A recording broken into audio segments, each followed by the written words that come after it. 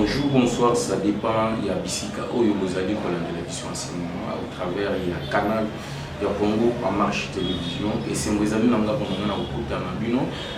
début, bien ébandé, il y a week-end Oyo, Zali, week-end Moka festivité. D'ailleurs, nous vous souhaitons joyeux Noël de partout où vous êtes.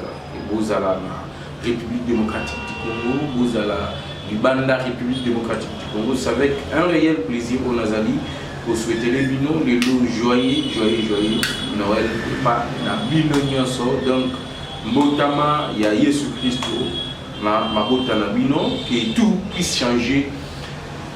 Mabé au tué la kibino, toutes les souffrances plutôt, au moment qui na 2021 et Koka pour les cas na 2021 et que 2022 soit une année de prospérité. Na banda kuna bino na misala na bino na makambu nyonso oyo bozali kosala ezali oyo bino Jeff Badibanga toujours dans les cadres de votre émission décryptage de l'actualité politique le notoyer pour notre solo na bino mama na likambu oyo kosalema mokolo lelo soki makambu et bonmanité parce que mokonzi mboka Félix Antoine Tshisekedi Tshilombo azali ko se rendre mokolo lelo na ville ya Mujima et ville Oyo, il y a province natale naïe parce que Boyebi, Madame Tshisekedi Azali, originaire, il y a Kasaï oriental. Alors, depuis accident na pouvoir Tshisekedi Atikala Kokende, la province d'origine a été, il y a Mwalobi, Mouloyo, il faut akende kofete, na ba ndekonaye Oyo, il y a Kasaï oriental. Mais Toyebi ke Mokozi Mboka, Azalaka na province d'origine, Azalaka na tribité, mais Azali Mokozi Mboka pona. Ba Congolais nyoso pona ba tribu nyoso pe pona ba province nyoso. Alors to komeka kosolo la MPC qui se passe na province ya Mbujimai, na province ya Kasai oriental précisément, tolo bakaka na espace Grand Kasai, makambo ezali koleka kuna ezali soni makasi ande konanga beaucoup découvrir ensemble avec moi na au travers ya émission na bino décryptage politique. Lo lengenini batoyo bazali na responsabilité ya kosunga bande kona biso bazali ko vivre na espace Grand Kasai bazali tema mabe et d'entrée des autres bazali ko senga batwana bazala licencié tant on azali koloba batwana bazala licencié. Je suis en train de voir le directeur général et régie des eaux Kasai occidental nazali ko senga na licenciement. Il y a directeur général à OVD, mais les amis motema mabe tant on a balancé les bino ba image bino moko bo mona keno Jeff Azali na raison pour nga étape wana ya koyina mutu kozwa mutu azana ba responsabilité politique ko banda koloba mabe pona iko alongwa musala na sina leka ba étape wana pe nazala kape kuna te pe natika ko sala ngote mais nanga monanga nazali nde ko défendre ba valeur. Donc nous défendons l'intérêt général ndenge Etienne Tshisekedi Omolomba tikela biso ayebisa biso que le peuple d'abord. Le peuple d'abord, c'est ça l'intérêt général. Intérêt général wana ezali likambo oyo Patrice Emery Lumumba kufa ezali likambo oyo okito akufela na mboko oyo ezali likambo oyo Kasavubu apesa bomo inaye qui jeunesse na ye nyonso pote l'intérêt général ya population congolaise ezala respecter ezali pe makambo yo Mobutu malgré mabe na ye pe aloba ke non yiba ndambu tikela pe mboka na biso ndambu eza makambo yo Laurent Désiré Kabila akufela na mboko yo parce que abandaki kolobela donc patriotisme ne jamais trahir le Congo. Alors biso tokoyate bateau va précéder biso babandaki koluka intérêt général mais tant que kokoma na pouvoir et comme intérêt individuel nenge bande kwa OVD bande kwa régie des eaux bande kwa Miba surtout entreprise Miba bazali ko sala. Alors nous allons continuer à dénoncer pour que mboka échanger à travers la dénonciation oyo yango moni na entreprise étatique ebele batu bakomi ko banga quand même ko simba misolo ya l'état batu bakomi ko banga quand même ko simba misolo à l'État parce que IGF a bandé qui ko dénoncer malgré justice ezali ko sala musala te mais IGF bandé qui ko dénoncer biso petolobi ndenge IGF azali ko dénoncer chef de l'État a une volonté politique de mieux faire mais bato bazali aux alentours na ye bazali ko songa yete mais biso pe ba panzisango tozwa ngonga oya ko dénoncer ba biloko wana au travers ya ba média yango na j'ai résolu lelo ya ko talisa bino le vraies images ya Mbujimai ya kotali sabino hypocrisie ya bato bazali na ba responsabilité ya kosunga mokonzi mboka dans un secteur moko boye peut mboka e kambama. Aujourd'hui les chefs de l'État lancent le développement à la base de 145 territoires nationaux. Mais regardez motema mabe ya bato bazali ko kambama biloko wana. Ne makambo na komika kolobela lelo na kolobela pe détournement. Qu'est-ce qu'il y a au Geoffrey Mezali ko saigner? Dès que Zawana DG aïe au Geoffrey, azali ko faire saigner, bah qu'est-ce qu'il y a au Geoffrey? Mbongo ezo bimakuna des ordres. Donc huissier azali ko zo $3000. Et puis huissier ni, bah huissier ni sauté, bah membre ya famille na ye, bah proche na ye, na kolobela yango awa na décryptage de l'actualité politique. Je vais les dénoncer. Na ko balancer le bino image ya Lodia. Et pas à Balambert Mende Mounoko Mbanga pendant 18 ans à Kabila na pouvoir. Mais tala aéroport na bango Moule Beti. Bazo me mabatu na pousse muto auti Kinshasa na avion. A kiti l'aéroport moya kati sake ndezo mutu kaizate. Il faut aba mamba me maye na pousse au kolanda image na ko beta yango lelo décryptage politique ezali polele tozo beta nyonso awa tozo décrypter actualité politique tozali ko bomba mutu te. Tozali ko bomba mutu te. Soki ngonge kozala to komeka ko beta sikoyo etali politique. Toyoki ba cadre MLC bazali koloba. Balobi bango ba ko partager bilan ya Tshisekedi te. Ba ensemble balobi to ko partager bilan Tshisekedi te. Bango pe ba lancer ba activité à parti politique na bango bomonaki na Kisangani ndenge Moïse Katumbi akendaki. Bomonaki na Otuwele na ici rokuna ndenge Moïse Katumbi akei azali ko lancer ba travaux. Kotoyo Augustin Kabuya répondre dans la matinée politique. Ameki ko attaquer Joseph Kabila. Alors le bilan ya Tshisekedi des alliés partageables pas na bango nyonso. Pourquoi? Parce que ba mutu na mutu azana quota na ba institution de la République. Donc ndenge zawana MLC azana batu na gouvernement, MLC azana batu na Assemblée nationale, MLC azana batu na ba institution nyonso, voire même les entreprises étatiques à MLC bazana batu kuna. Donc moyen cadre o alobaki wana aloba lisusu ezate. Alors ezaba mama na ba émission toko décrypter na bino na mukolo alelo.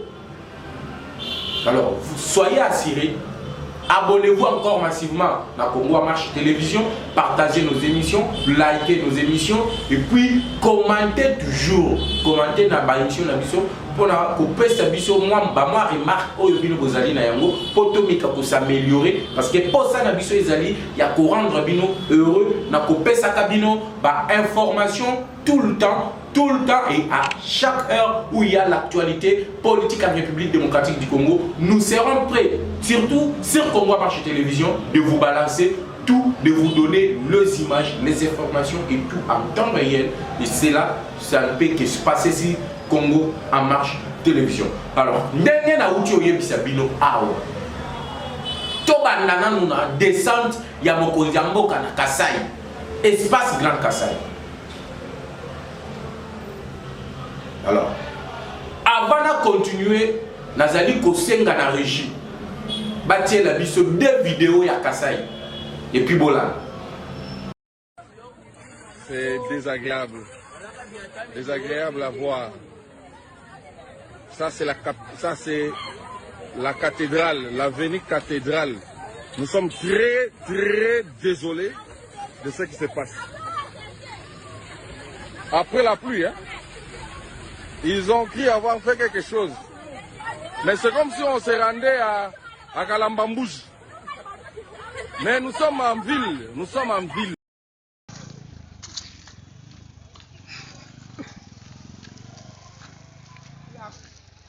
Fachi Beton, mokonzi ya mboka, tatu abana ujulumuka sai soka ini ngendei mbayelelelo ajisatu soka ini yelelelo ajisatu kudibivi mwana bitochi byonso malaba melelelo bavaka bakweza kushibi bangata kushwa bula bamwisi balaba tenta kasoka bako kwa veke Zayo ba confondre.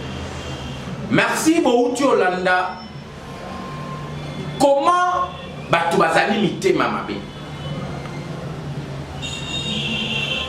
Bouti Kolanda ndenge nini banzela ya Kasai ekufa bande kona biso na Kasai bazala bisika kotambola te. Kasai pasi na pasi, Kasai mai ezalaka te, Kasai courant ezalaka te, Kasai ba fonctionnaire amiba bafutamaka te, Kasai meka ou bien Ndumdo Bukula kuna ekoma 5000 francs. Kasai, il n'y a aucune initiative aux autres qui sont dans le peuple d'abord. Kasai ezali délaissé na triste sort na bango. Bato bokonza mboka pesa responsabilité ya kobongisa Kasai basala eloko te. Na lobi bien basali eloko te. Ba image bo uti Olanda bande kona ngai.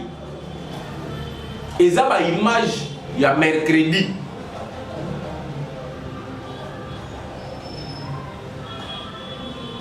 Nzambe azwa lokumu tokomisaka Nzambe parce que Nzambe azana bolingo ya mutu nyonso. Botala ke batu wana bayoki ke mokonzi ya mboka azali koya. Basali nini? Bakei kozwa mabele ya rouge. Bakei kozwa mwa kayasi. Bota l'avenue cathédrale. Avenue cathédrale les a moko ya ba mama na avenue na ville ya Mujimai. Mais bota la na image na utio lekisa awa. Bota la ndenge nini bazui mabele ya rouge. Batie na nzela po bakosa mokonzi ya mboka ke banzela na Mujimai eza kitoko. Or que eloko moko te na Mujimai. Nzambe pe ala la kate moule petit memi ba mabele tout. Mabulu ezongi na Mujimai.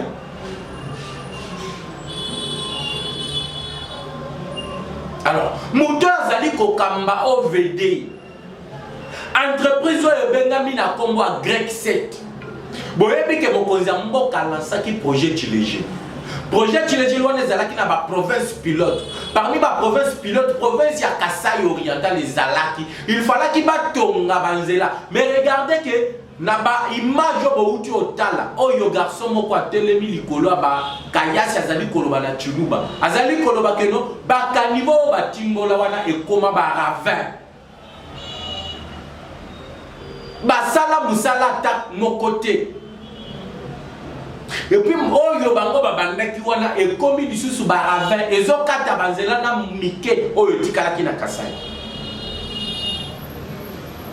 Mutu OVD lelo ndamoni ke il faut kozwa mabele parce que mokonzi ya mboka azali koya, il faut kozwa ba kayasi parce que mokonzi ya mboka azali koya et comme ça akende kobongisa. Akende kobongisa banzela. Alors, ce qui totali makambo wana nyonso.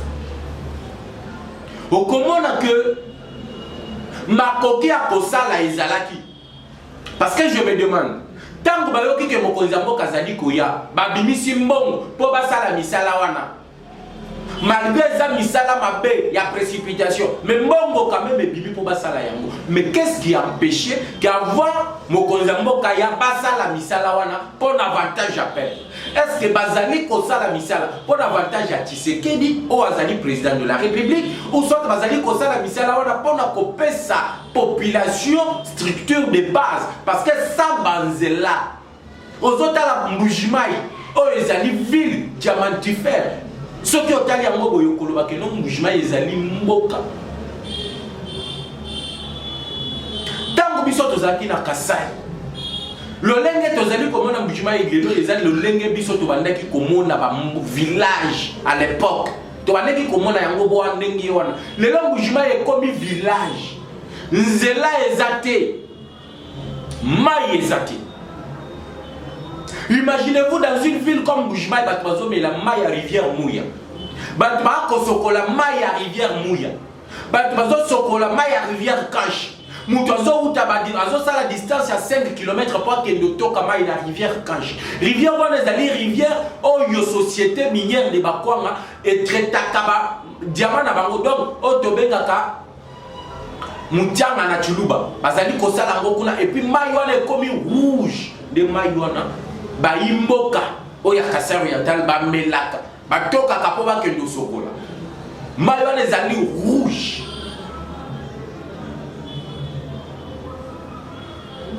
Hygiène kuna ezalaka te. Mais régime des eaux ezawana. Mais tomoni tango bayoki ke mokonzi ya mboka zali koya. Bakomi kotia couleur. Botala na usine na bureau mobimba ya régime des eaux bakomi kotia ngo couleur. Po bayoki ke mokonzi ya mboka zali koya. Mais tango mokonzi abandaki koya te. Pourquoi mbongo yo bobimisi pour le moment pour la kotia couleur botiaki ya ngote. Kasai, ils ont mérité boyauté. Tout le monde vérité. Kasai, ils ont mérité. Ce que tu sais que déjà président de la République, c'est grâce à la province de Kasai. C'est grâce au Kasai oriental. Bitumba Makas, il y a eu des pestes. C'est grâce à Kasai. Tout le monde vérité. Il n'y a pas une province où tu sais qu'il a été voté massivement pour le Kasai. Na Kasai kuna ba vota Tshisekedi ya 98%. Mais c'est cette population qui souffre. Monsieur le Président, les têtes doivent tomber. Na ebisaka yo mikolonio so na ebite soki oyoka kabiso. Bato yo bazanzinga nzinga na yo bangonde bazali komema yo na libunga. Les gens qui sont aux alentours de Tshisekedi, ce sont ces gens-là qui font mal à la République. Alors, yo kolina ndaku ya IDPS, ozalaki na opposition, vous avez lutté contre Joseph Kabila. Aujourd'hui, les mêmes actions, le même acte, on le bandaki koselema à l'époque de Kabila, ezali ko continuer na kosalema na régime na yo, na yebite soki oyebi yango. Bakasai bazali maltraité. Aujourd'hui, les Kasai se vide, banani bako voter yo lisusu na 2023. Batu bakomi koloba Tshisekedi azali kolaka trop et puis azali ko réaliser te. Olaki bakasai kokotongela bango banzela. Otindi grec 7, otindi OVD na projet Chilejim. Bazali ko sala nini lelo. Aujourd'hui les Kasai souffrent na yebite za na ba quartier mususu na Kasai ba yeba ka couleur à courant te. Ba yebi couleur à courant te. Bana mususu bayebi makadam ndenge zalaka te wapi na ville ya Mbujimayi village te, je parle bien de la ville de Mbujimayi. Mbujimayi ekufi bazali kozwa batu et pas batu bopesi responsabilité na Mbujimayi. Et chose grave, kuna na Mbujimayi eza na assemblée provinciale. Mais nazali komi tuna musala assemblée provinciale wana ezali nini? Ezali nini? Parce que bino nde batu bovota ba gouverneur. Bino nde batu bovota ka ba edi oto bengi ba budget ya ba gouvernement provinciaux. Et quel travail bino bozali na yango? Contrôle nini bozali na Kasai bino assemblée provinciale ya Kasai oriental? Quel contrôle avez-vous fait? Maweja Zalaki wana. Oh, Maweja ne fait absolument rien. C'est médiocre. Il doit partir. Aujourd'hui, Maweja est parti. Mais qu'est-ce qui a changé au Kasai? Et ça, pour ça, la monté ma passe. Bah, image Nathalie, il y a Kasai oriental. Passe, il y a partout. Mais les gens ne sont pas dans le Kasai parce que mon cousin Kasai koya na Kasai. Mais regardez la manière dont on gère Kasaï oriental. Regardez la manière.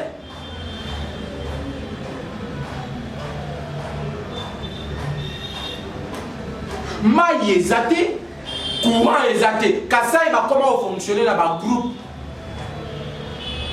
Le groupe n'est pas Pélissa Kasaï.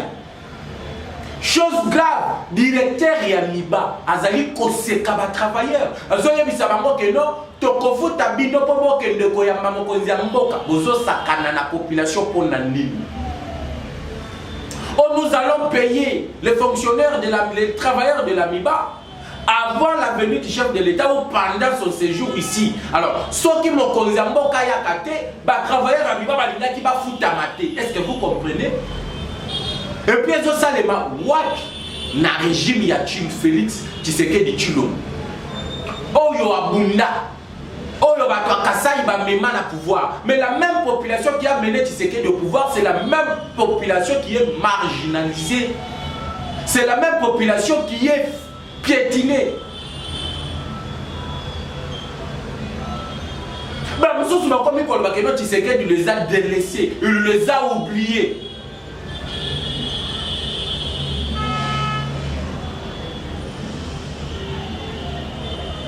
Alors, Babiloko wana, bateau il faut bakoya bangoyo. 1. Maire de la ville de Mboujima, il faut Longo. Azo ça les deux côtés. Yé mutwaza na gestion ya ville de Mboujima na maboko na yo. Mais tala banzela. Le gouvernement provincial, le ministre des Transports provincial ya Mboujima, il faut Longo. Le ministre des Infrastructures, Banzela, ils étaient Koufi. Alors, il y a Azo Salanini. Azo Salanini. Ceux qui Mboujima est comme à niveau ngana moni. Alors, ma territoire est vous allez ndengeni. Ma village est vous allez ndengeni. Ceux qui ont dit l'image de Mboujima, tu te dis ça c'est un village ou soit c'est une ville. Mais il y a quand même ceux qui dirigent la province et chaque fin du mois, il y a un hôtel, un bar, une boîte de nuit à Kinshasa. Or que la population est censée servir, vivre dans la souffrance, dans la pauvreté à l'olenge. Tolobate. Moutoua Vede à Kasaï, il faut Akende. OVD Koutu Koloba Kasaïté, OVD national. ODG à OVD, à Longo, à Ken. Incompétent, je l'ai dit. Les infrastructures, moi j'ai toujours dit, Nalo Bakayango chaque fois, nous voulons quoi en République démocratique du Congo? Tolingini. Développement. Mais développement est pour Yann Dengeni. Ce qui va nous aider là, développement est pour Yann Dengeni. Circulation ya bateau. Et quand il y a des émissions qui banzela isaki. Mouto il voit ça censé kotonga banzela, c'est lui. Mouto OVD. Mais dans la infrastructure, awa na Kinshasa depuis balança Kinshasa 0 trou tozawa. Na Mboujima il projette les gèles tozawa. Grade 7 bazawa. Ba signer accord, ba signer protocole d'accord, ba signer ba contrat. L'entreprise Tobengi Grade 7 na FPI. Ba signer ba bimisa mbongo ya l'état pour batonga banzela na Kasai. Projette les gèles. Mbongo ebima mais Moussa les salimate. Mais il y a les gens qui sont responsables. Bah Marcel Bilo, bah conseiller président de la République, bah Betambanga Walikambwa, Grec 7 na Mboujimai, na FPI. Mais ton limite on a clair. Mbongo yebima et Kenda wapi. Qu'est-ce qui bloque pour que les Kasaï puissent développer? Est-ce que c'est Kabila? Est-ce que c'est le FCC? Parce que FCC a dit sous-souté. Kuna contre la Kasaï Kobeta li solo à FCC parce que l'Assemblée provinciale c'est l'UDPS ou rien que l'UDPS. Bato bazali ko kamba Assemblée provinciale rien que l'UDPS. Bato bazali ko kamba province, rien que l'UDPS. Mais qu'est-ce qui bloque pour que cette province puisse se développer? Qu'est-ce qui bloque? Aujourd'hui, tout est par terre à Kassai.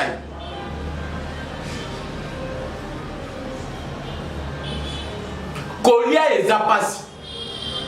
Biloko koki kozala na bamboka. Mais nani akomema yango na ville ya Mujima et ba to balia.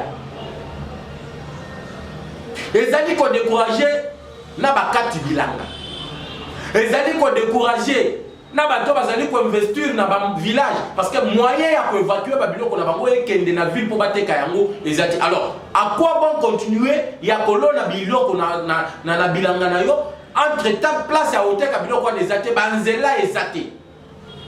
Et bato balie ba mbongo wana FPI Grec 7 OVD na ba conseiller président de la République ko bazala ki responsabilité na makambo wana na tangi Marcelin Bilomba atiambanga na FPI aboya kutu balande la DG ya FPI. Pourquoi? Parce que zaki na ba projet we bazi fala ki ezala lancer na Kassai mais ti lelo elo komoko isalema na Kassai te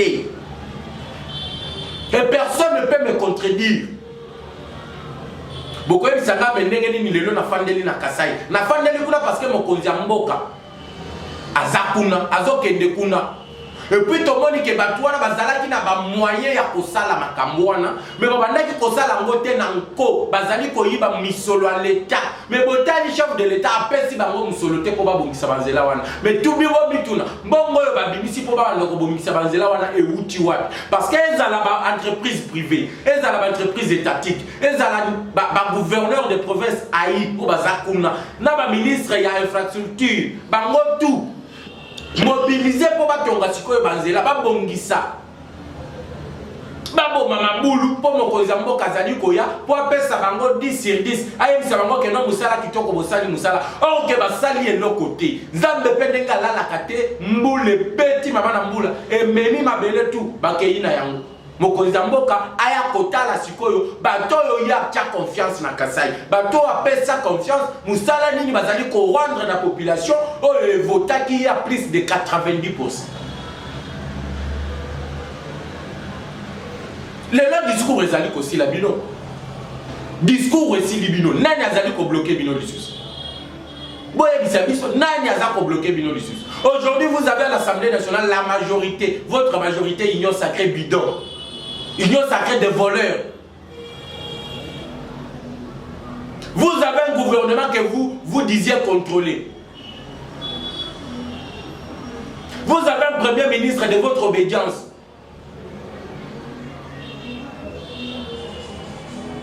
Au Kassai, vous avez l'Assemblée provinciale 100% UDPS, mais qui vous bloque? Ou soit c'est l'incompétence, ou soit vous êtes incompétent. Et puis ceux qui vous ont cocaté, voilà le chef de l'État Félix Tshisekedi manque le gens. Il a dit qu'il faut l'homme qu'il faut à la place qu'il faut. Mais pourquoi vous laissez ces médiocres-là continuer à gérer la chose publique? Oui, ils sont des médiocres, je les répète. Bato bazali ko gérer Kassai, ce sont des médiocres. Bato bapesi projet illégaux, médiocre.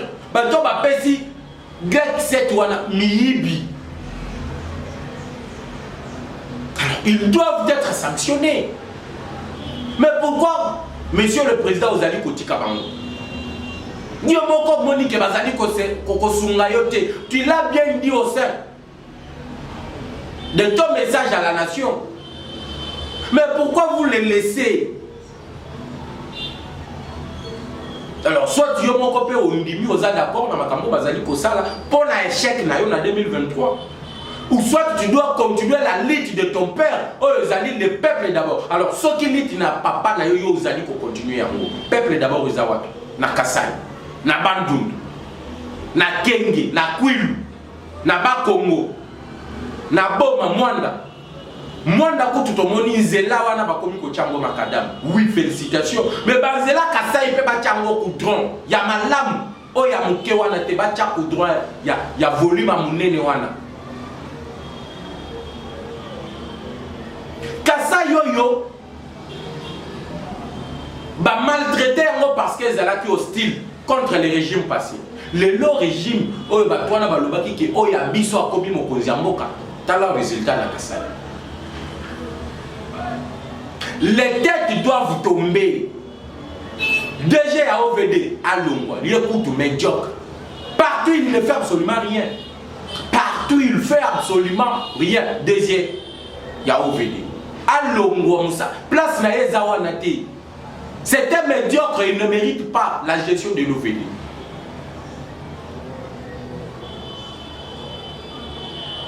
Bah conseiller bazali impliqué na FPI, na financement de projet les jeunes. Ballon. De voleurs. Ils ont soutenu les FPI plutôt pour n'accueillir Misolo. Je le répète, pour n'accueillir Misolo. Marcelin Biloba biso mbongo babimisa na FPI. Oyo abetela manga na Top Congo, je me souviens, invité à Top Congo, azobo yakutu IGF. Et dans la République, vous souhaitez que de enquêter, s'il vous plaît, la gestion de la FPI. Mouta Outi Kolongo na FPI. Vous voyez comment il a parlé. Batika Mbongo na FPI. Ba finança misala wana meti lelo eloko moko ezali ko salemati. Ba Marcelin Bilomba wana ba yebisa biso clairement Mbongo ekenda wa. Soki clarté ezate ba kanga bango ce sont des voleurs.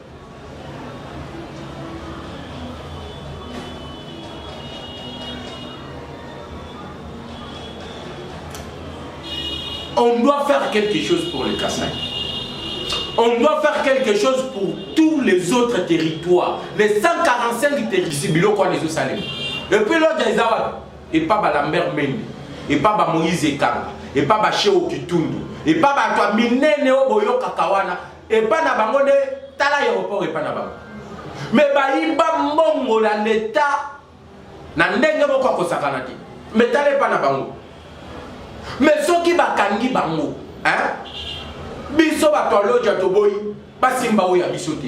Ceux qui bakangi bango, biso banekongo toboy, basimba oya bisote. Ceux qui bakangi bango, oh biso ba mongo toboy, bakanga oya bisote. Mais tala 18 ans, il y a Kabila au pouvoir. Moïse Ekam, t'allez pas la Bible. On gérait maman na projet les projets sinon congolais. Les 5 chantiers de la République. Mais t'allais pas la Bible, aéroport et pas la Bible. Moïse Ekam. Malambert Mende, t'allais pas la Bible.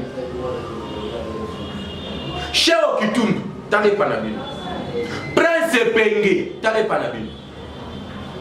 Bazo me mabatuna pousse. Na 21e siècle, je dis bien en plein 21e siècle. Bazo me mabatuna pousse na lodja. Moule beti, mutu akiti na avion. Olia matamutu ka amati pousse. Po bakati sa ye maya mbula. Et tondi kuna. Baja ya RVA. Ba comme ba transporteur ya ba passager na Mikongo. Ba memi na bango na Mikongo. Moyena quelque chose. Et ça se passe où? En République démocratique du Congo. Sous quel régime de Félix Tshisekedi? Le peuple d'abord. Totalement à mon avis. Et tous ces gens-là, ceux qui ont l'année Libyen, il y a eu des projets, il y a l'Odia, qui est financé par le gouvernement, et l'argent est dans la poche à bâton à Outiotango. Et ceux qui ont l'année dans la législature, ils allaient en cours. La province qui a connu de turbulences n'est sans cours exact. Moukouma Diazamabe, Lambert Mende voulait être gouverneur, Batumoussou Baboyi que non Mende ne peut pas être gouverneur, Makamwe Bele. Mais entre-temps, votre province recule. Est-ce qu'il y avez-vous au moins l'amour de ce pays, de votre province, l'amour de vos compatriotes qui souffrent de la sorte? Ceux qui ont aéroport aux Ali Bongo et Bongo, na cité Kuna et Zandengene.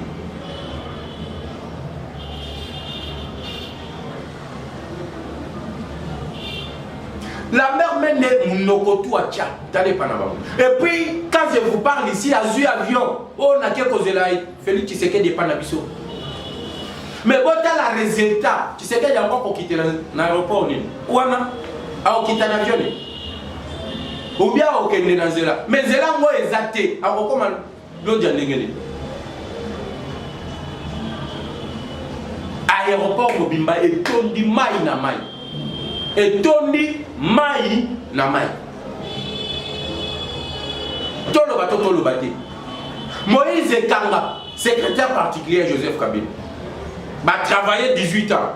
Résultat n'est pas dans Bango Yangoa. La mère Mende, ministre de la communication. Chez Okitunu, affaires étrangères. Résultat n'est pas dans Bango Yangoa. Mais Oyo, ils ont ça la passe na mawa. Et ça que mukolo ba kolande la bango. Pona mbongo yo bango ba détourner Oyo ka ba tete la ba telemi ba lobi non. Biso to lingi ba kanga la mère Mendete, biso to lingi ba kanga chez Okitunu te, biso to lingi ba kanga mututel te. Mais batouana, ils se sont enrichis. Ceux qui ont na Durban, okei na Poto, okei bisika na kokuta ba tongi na ba mama na gratte-ciel, ba sombi ba mapangu. Et leur famille bazalaka na lodjate, leur famille bazalaka na sankuruté, leur famille bazalaka na lobelate.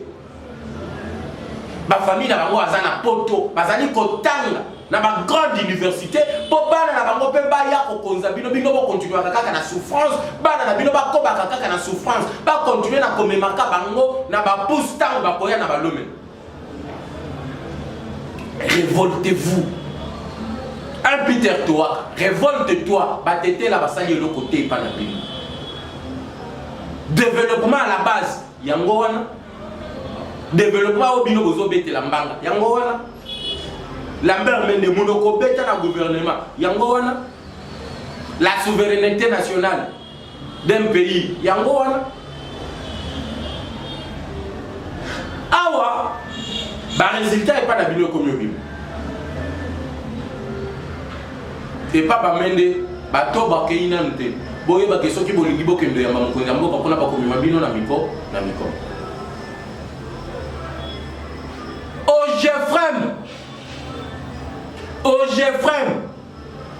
au Jefrem na bengi combien de fois? 3 fois. DG ya au Jefrem azali copier au Jefrem. Yena famille na ye bazali copier au Jefrem. Dernier nazo ebisa bino boy. Ceux qui osa huissier. Mais proche ya DG AI au Jeffrey Mouana. Osa na $3000. 3000 balles. Ba proche tout ya DG wana bazali kozwa mbongo na au Jeffrey. Les là bato azali ko dénoncer ngo ce sont les travailleurs au Jeffrey. Et tant que ça là on a tomoni tribité. Monsieur Manzila Moutal, awazo yi bazo faire saigner ma caisse ya au Jeffrey. Tomoni tribuna aide. Manzima Moutal. Le type qui a remplacé Passia Saïba na au Jeffrey. Manzila Moutal. Na lobi bien de $3000 à $9000 na ba proche na eka. Bato baza proche na ye, bazo zo mbongo wana. Ba membre de famille, ba cousin, ba cousine, ba nièce. Awa sikoyo, tomoni tribute. Tango wazo iba na famille na ye. Monsieur Manzila Mutala na Jeffrey. Azo iba na famille na ye. Mais tango l'état ekoluka elandela mbongo. Okoyoka keno biso ba ressortissant de. Mais tant que yazo yiba wa ipana bino kuna bozola la zala uzozanga banzela uzangiti na moi ti ya rouge à comène mais yoko to azo yiba et après akoya que non je suis victime il y a chasse à la sorcière et après akoya ko c'est victimisé mais awazo yiba awa azoyi na au Jeffrey. Et puis bande konanga bino ba tribi bino ba ethnie ya mboka na biso totika iloko wana ezali nde koboma mboka totika yango ezoboma nde mboka bato bapesi responsabilité oyo bobengi o ba oya bino wana bapesi bango ba responsabilité po basalela bino batongela bino ba école bana na bino pe bwatanga malamu batongela bino ba hôpitaux bozwa kape ba soins de santé ya malamu batongela bino ba nzela botambola kape ata ozala vélo na yo zo rouler malamu mais mutu wana zali koyiba mbongo oyo batindaki ya salela bino malamu mais soki bakangi ekomi ke no botika oya biso omoni ke bino moko boza ba ndoki ya vina bino Bozaba ndoki ya vina bino. Congolais azali sorcier ya Congo. Moyini ya Congo eza Congolais.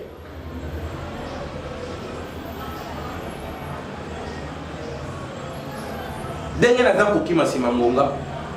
Toko continuer na deuxième numéro ya continuer ya ko dénoncer kama kambo. Mais toyebisi manzila mutala, l'information nous l'avons déjà.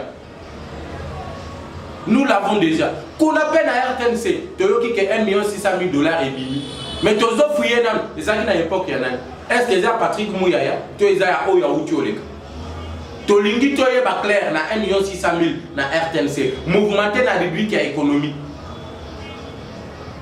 La RTNC. Natangi RTNC. Changement de narratif to lingi toyeba. Qu'est-ce qui s'est passé là-bas? Merci beaucoup, c'était un plaisir pour moi de vous présenter votre émission décryptage de l'actualité politique sur Congo Marché Télévision. Vous pouvez nous contacter au plus 243 81 717 11 97, plus 243 81 717 11 97. On se retrouve à la prochaine, à la même heure, sur la même chaîne avec le même plaisir. Ciao.